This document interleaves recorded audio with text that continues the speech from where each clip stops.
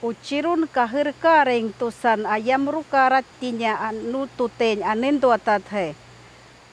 Vinya uci ciruka, vinya uci ciruka, timya ningin kimyusha, timya ningin kimyusha, mari aha pataya, ayaticha minyuk vinya uci ciruka, yahar citrawai, yahar citrawai, timya ningin kimyusha, mari aha pataya, ayaticha minyuk yahar citrawai, yahar citrawai, vinya ucu ciruka, mari aha pachminyu, yahar citrawai, yahar citrawai.